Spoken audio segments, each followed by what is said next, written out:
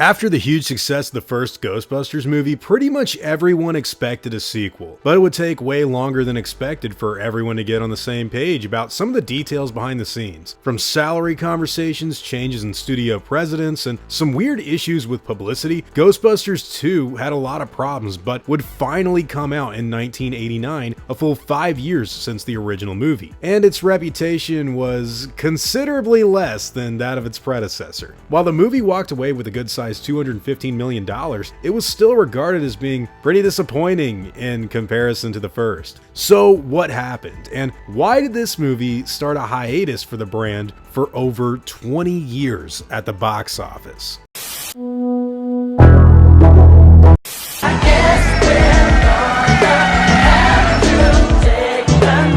Ghostbusters II is a 1989 supernatural comedy film directed by Ivan Reitman. It stars pretty much everyone from the first movie and starts off with a story about a mysterious pink ooze underneath the city causing some weird occurrences that may or may not be tied into the super creepy painting that Dana is working with at her job. The Ghostbusters are kind of not too popular at this point in their career, and even though everyone saw them successfully take down Gozer, nobody seems to really think they're that cool. You know, my dad says you guys are full of crap. Now look, immediately right off the bat, I want to say that in regards to Ghostbusters, I love the original movie. I think that first one from 1984 is great, and it actually could have started like a really cool franchise had they have taken their time to really just make a series that was fun about ghosts and sequels that were in different locations or maybe with different kind of monsters. They do have a different idea this go around for the bad guy, but there's some other stuff in it that I think prevented it from being as good as it could have been. Like suck in the guts, guys, we're the Ghostbusters. The second movie I had seen twice before in my life, both times like 15 years ago, and yeah, it was back when I was a kid, and now after watching it a third time, I think I finally understand why I haven't seen Ghostbusters 2 anywhere near as much as I have the first movie. Interestingly, it seems to have some sort of like cult following for fans that grew up in the 80s or maybe early 90s, and it does seem to have like a pretty good reception from massive Ghostbusters nuts. But everyone else kind of considers this to be disappointing as far as sequels go, and it's held in significantly lower of a grade than the first one. So why is that? Bankman, how are you? I'm fine. Well look, for starters, guys, just honestly, Ghostbusters 2 is a very different kind of movie. I'd go as far as saying that it's made for a completely different audience than the first film. And it's weird because it seems like it's almost catered towards more like children than adults, which is weird because Ghostbusters, you know what I mean? Are we still going out? It's also got a lot more going on with it than the first. Instead of being a more or less straightforward story about some guys going into business to fight ghosts, this one gets really complicated with an evil painting, some evil slime, Oscar the baby, who by the way is from a previous relationship in between movies from Sigourney Weaver, Peter Venkman's issues with that, the Ghostbusters failing in popularity, some messages about making people feel good rather than bad, the other side characters hanging out, and then all the Ghostbusters kind of being likable and, you know, spending time with each other, and it all just kind of feels like way, and I mean this like way too much. Command you. Oh, command me, Lord! There's also this new character named Janusz, and I'm sorry, like I know a lot of people might like it. He is so annoying. I know he's made to be annoying, but like this whole movie, man, it's so strange. It really doesn't feel like it doesn't feel like Ghostbusters, which is weird because structurally it is identical to the first film. It's basically Ghostbusters 1, only not good. Don't put any of those old cheap moves on me. No. Now, I will admit that the movie itself does have a kind of interesting backstory, and the special effects are really good here at times. But there's also a lot of, in my personal opinion, very, and I mean this like very bad jokes that don't land very often at all. There's some forced ideas with Oscar and the relationship that he has with his mom and Venkman, and it's all just too complex and too kid-friendly somehow. Part of me thinks the movie turned out this way because of the popularity of the TV series that had become a big thing since the first movie. And it's weird because the following year, Teenage Mutant Ninja Turtles would come out, and it was like way more mature than Ghostbusters 2. Now, really think about that for a second, because if anything, it should be the other way around. And you're a terrible burden on your poor mother. This is what we got. Now look, to say that people that aren't mega fans don't like Ghostbusters 2 is kind of an understatement, and while it does have people that value it and love it genuinely for what it offers them, it was given a pretty negative reception when it first came out. I'd probably compare it best to a movie like The Lost World Jurassic Park as far as part 2s go in terms of reception, except Lost World Jurassic Park actually rules. But I mean, the thing is, like, seriously, Lost World is like consistently dark. Like, the story's darker, the visual imagery is darker, whereas Ghostbusters 2 looks dark, but the story is like a cartoon episode. This thing is way more kid-friendly, which is weird because of how complicated it is, and I think the weirder part of all of that has to do with the fact that it put the franchise on ice for a long time. And while, again, I know you guys are fans out there that love it, it is weird to not acknowledge the fact that it took like 27 years later until they had that terrible, like, female-led remake that nobody liked from 2016. Who are you going to call? Ghostbusters!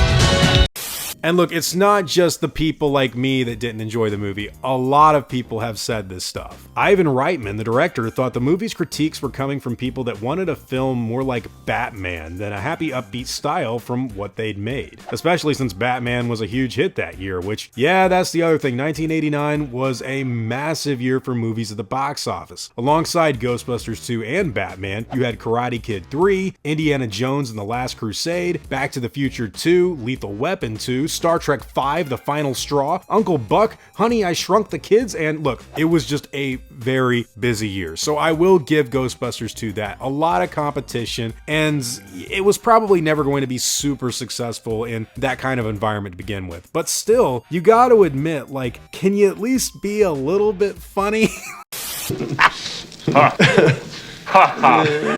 Even Bill Murray mentioned in a 2008 interview that Ghostbusters 2 was kind of unsatisfying because the first one was the real thing, and they'd written a whole different movie than the one they'd initially discussed. And while the special effects guys did a great job and there was some good scenes in it, the whole thing just wasn't the same. I personally think the biggest problem may have actually come with that script itself, which seems to have been tethered to the success of all things, that animated series I mentioned before. You see, when they made Ghostbusters 2, they actually wanted to balance the fans between the adults and kids that were watching the TV show. And get this, they actually wanted people to watch the movie and keep the show in the back of their mind, attempting to not contradict the cartoon when they could, and have people think, I guess if they really wanted to, that everything in the show took place right after the first movie in 1984. So they still hadn't been around in 5 years, but the show was kind of made as a sort of canon, or deuterocanon if you will. This even got them to put Slimer back in there, which, yeah, is cool and all, but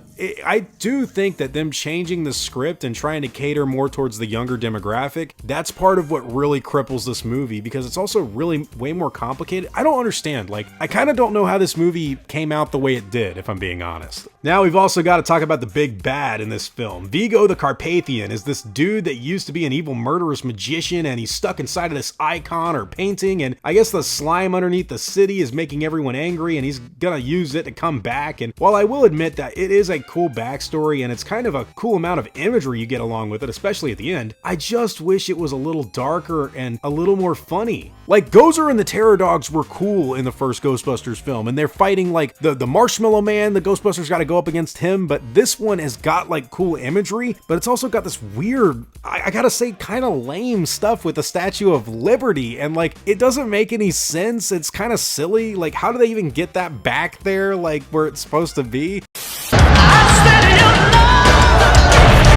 All in all, Ghostbusters 2, it's a swing and a miss for me. Like, I enjoy what they're doing, I just don't think it works. Again, I gotta compare it to The Lost World, which was consistently dark and had a consistently dark, like, story to go along with the imagery. I know there are people that don't like that one, but at least it went for a darker and more mature sequel and felt like the imagery matched the story, whereas this seems like a TV series episode filmed in live action. So there's obviously gonna be a disconnect. All in all, I gotta admit, guys, I just don't really enjoy watching Ghostbusters 2. I know a lot of you probably do, and that's completely fine, but I remember back when I was a kid watching this movie, and I got to the halfway point, and the first thing that came into my mind was, why haven't I laughed yet? And I think that's just because Some of Ghostbusters 2 is kind of lame, to be honest. Everyone does a good job, and it's not the worst thing ever. Like, don't get it twisted, there's way worse stuff out there than this movie, but it still resulted in nearly 30 years of no movies, and even the people behind the project kind of didn't enjoy the product they made. Originally, it was supposed to have Dana get kidnapped to this wild fairyland or something, and the Ghostbusters were having to travel underneath the earth for 3 days to get to the land of witches or something, which it all sounds totally different, but I think when they made the decision to start catering to the younger demographic that liked the TV show, they really committed to something that was just way too different. You know, like, some people complain about the newer Jurassic World stuff, that it's just way too kid-friendly these days, myself included. Like, I did enjoy some of the early Jurassic World material, but after all that Camp Cretaceous stuff, they really started catering to kids and kids specifically, it seems. It seems like the same thing kind of happened to Ghostbusters, and this one is just, it ain't it, man.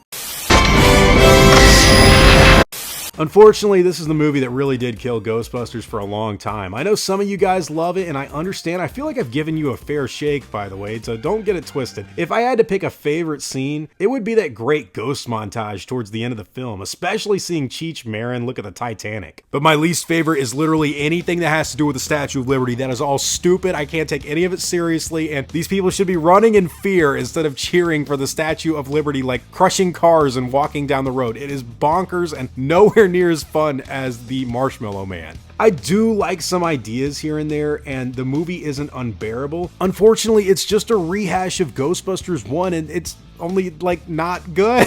It's just not that funny. Now, there was stuff that came out after it. Obviously, there was the video games, and you had the Extreme Ghostbusters, and what I really want to talk about before we get into Afterlife is Ghostbusters 3 Hellbent, the movie that never got made because of this, if we're being honest. So, I don't really know what direction they're going to go with in the Frozen Empire, or how that could even tie into Ghostbusters 2, but yeah, I think I've talked long enough, guys. This second movie is not my favorite. I understand a lot of you guys like it. No problem with that. I just don't really understand why this movie turned out the way it did. Ultimately, I think when you cater to younger audiences and add like a whole bunch of complicated stuff in there, it just doesn't pan out. But hey, my favorite scene, the Titanic and the ghost montage. There's other stuff I actually really like with Rick Moranis and Annie Potts, but the movie itself, the first Ghostbusters is just too good. It's hard to follow up, I understand, but hey, whatever your own thoughts and opinions happen to be, I'd love to hear all about them, guys, in the comments down below. This is Peter Venkman saying...